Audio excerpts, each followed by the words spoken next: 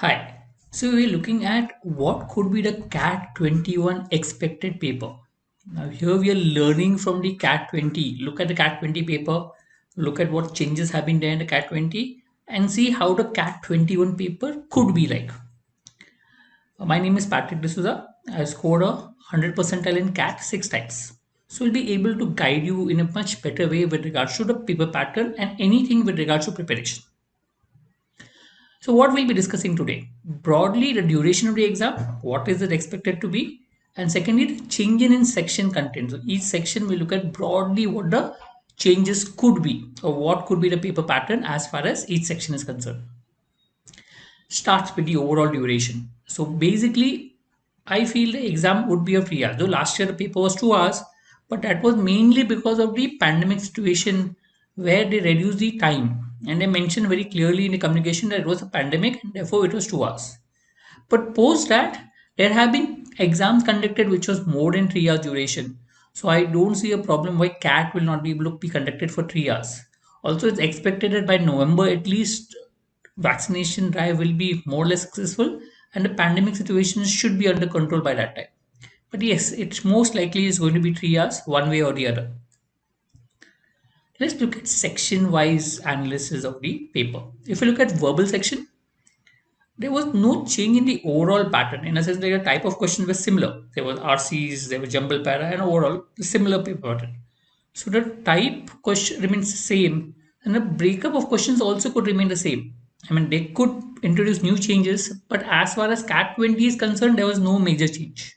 That means if I look at a CAT 20 and look at CAT 21, the expected paper is going to be on a similar lines with 34 questions, 24 questions RCs, break up with 4 or 5 questions in each set, 5 passages. Apart from that, 4 questions on jumble para, 3 questions on para summary, and questions on odd man out, no, odd sentence out.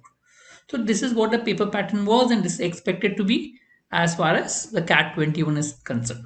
So you can understand the major weightage in the verbal section is reading comprehension. So reading will become important, extremely important as far as preparation for the exam is concerned. Next, coming to DLR section, there was a change in this section. Usually, if you look at DLR section, it is normally 8 questions, 8 sets of 4 questions each. But this year there were mix of 6 questions and 4 questions. So if you look at it with 3 sets of 4 questions and 2 sets of 6 questions, a different, a sudden change that happened. A small change, but yes, a change. This change could be continued in CAT 21. That means if I'm looking at CAT 21 paper, I'm looking at broadly two possible paper patterns. Okay, one is 8 sets of 4 questions each possible, or there could be 5 sets of 4 questions and 2 sets of 6 questions.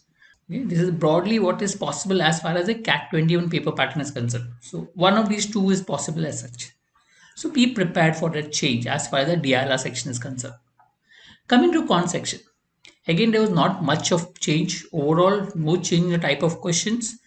High weightage for arithmetic as it is normally in the recent past. So there will be high weightage in arithmetic. So if you look at in CAT 20, there were 10 out of 24 questions were arithmetic based.